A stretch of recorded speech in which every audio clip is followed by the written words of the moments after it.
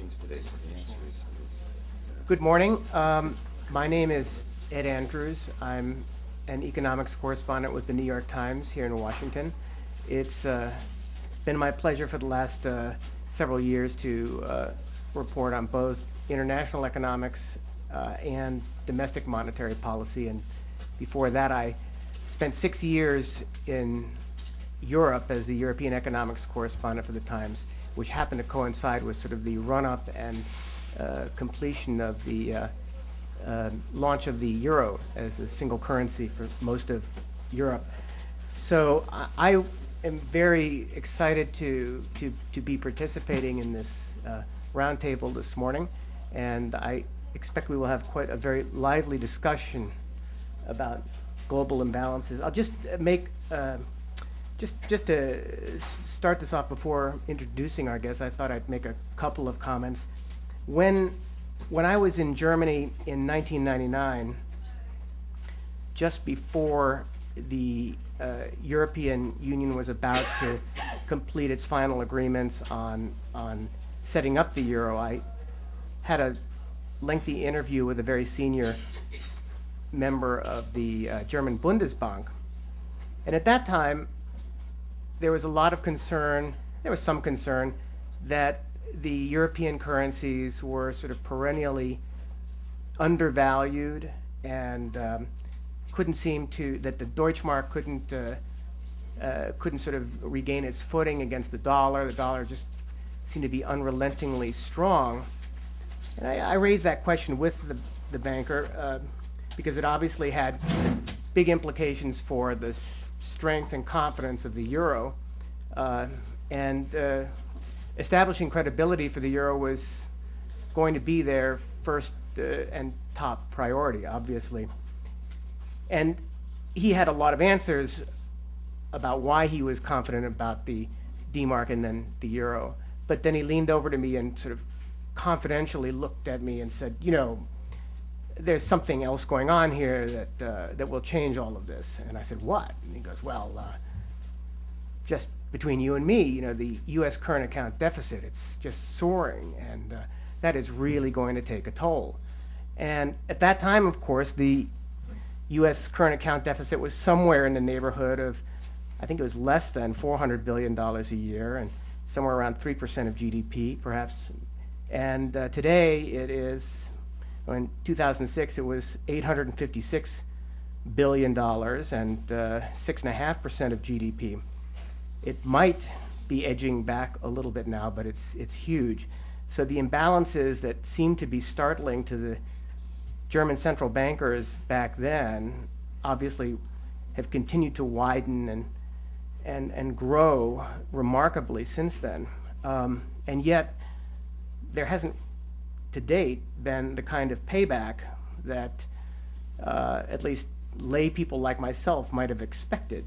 Despite all the run-up in U.S. indebtedness, the U.S. economy keeps chugging along pretty well. And in fact, what we've seen in the last couple of years has been even more remarkable. We've seen a reverse capital flow of money from poorer countries to developed countries, particularly the United States. In other words, we have, many of the seemingly poor countries have become big net lenders to the United States.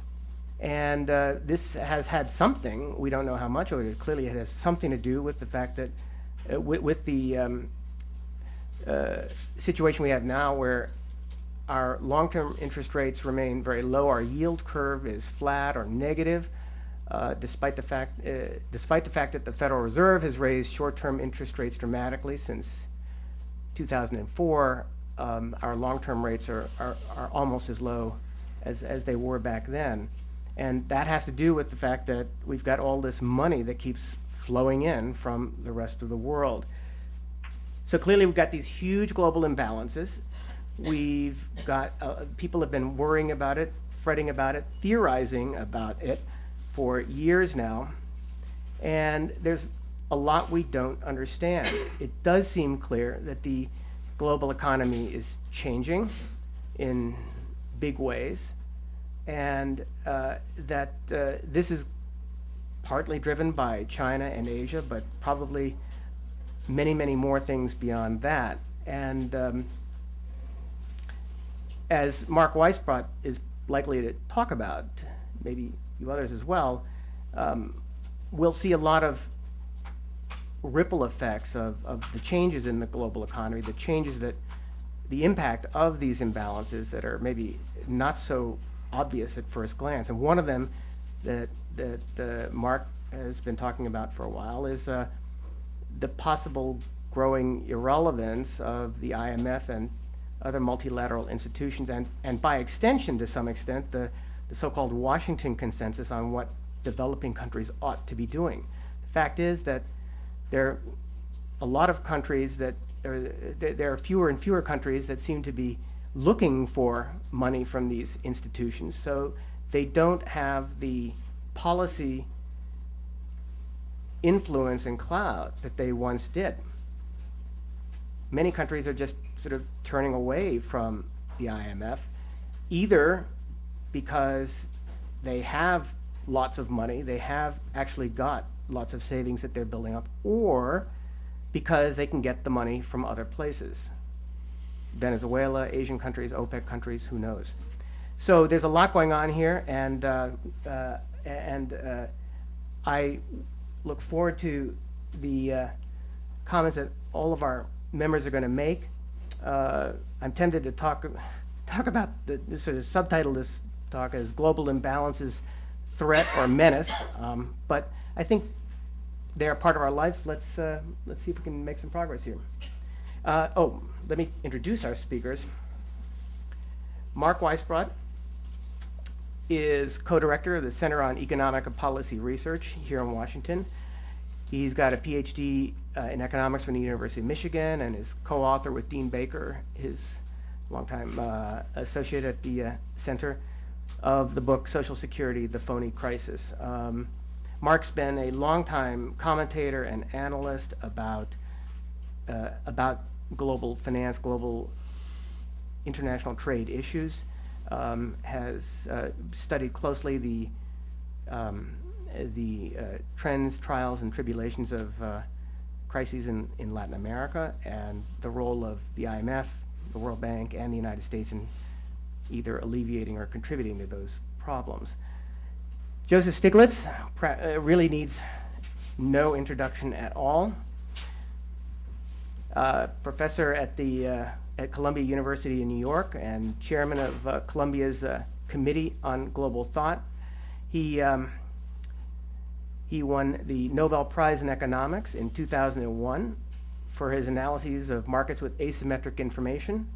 He was is well remembered as the chairman of the Council of Economic Advisors under President Clinton, and then as senior vice president of the World Bank from '97 to 2000. He is a prolific author. I'm sure almost everybody in this room is familiar with globalization and its discontents. A book that I'm reading here has been translated into 35 languages. That's pretty good. You may actually be making some money on this book. And I think your most recent book is, yes, Making Globalization Work. And there we go. To be bought at the back of the room, you'll get a good price. Jose Antonio Ocampo is the former Executive Secretary of the UN Economic Commission for Latin America, a former finance minister from Colombia. He is now, am I correct? This is now, correct? Yeah. You are now the head of the UN Department on Economic and Social Affairs, which is responsible for the follow-up to the major UN summits and conferences. He has also been a prolific academic and author. He's well known at almost all of the, or many of the major universities, both here and in Europe, and has received many honors over his long career. So let's see, who have I forgotten? Mark? No, I got you. Okay, so with that, shall we get started? Okay. Let's see, who have I forgotten? Mark? No, I got you. Okay, so with that, shall we get started? Okay. It's a real pleasure to be here. Let me just begin by trying to put a little bit of perspective on how I want to approach these issues. And that is to see issues of global finance, global architecture, financial architecture, as a means to an end, not an end in itself. And we sometimes forget this confusion between ends and means. I've been very critical of the Washington Consensus as often for confusing ends and means. And two examples of that discussed in two of the books that the Initiative for Policy Dialogue has put out recently. One that was co-authored between Jose Antonio Ocampo and myself is called Stability with Growth. And it argues that the kinds of stabilization policies that the IMF has pursued, focusing on price stability, have actually not resulted in real stability, and we ought to be focusing on real stability, but in fact have not only not accomplished real stability, have actually in doing that compromised long-term economic growth. And those are the things we ought to be focusing on, real stability and real growth. And the other one is a book called Fair Trade for All. I'm going to be focusing on financial issues, but because trade is such a big issue and during the question period we can talk about that.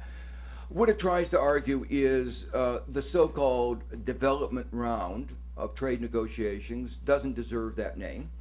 It was an attempt to put old wine in new bottles, and it's totally different from what if you would put development economists from around the world and said what would be a trade regime that would promote economic development. It would be totally different from what has been on the agenda and what is likely to emerge, if anything emerges, from the current set of negotiations. So again, it's not trade liberalization as an end in itself, but trade liberalization as an instrument for long-term economic growth, and that the current proposals do not accomplish that. Well, we are celebrating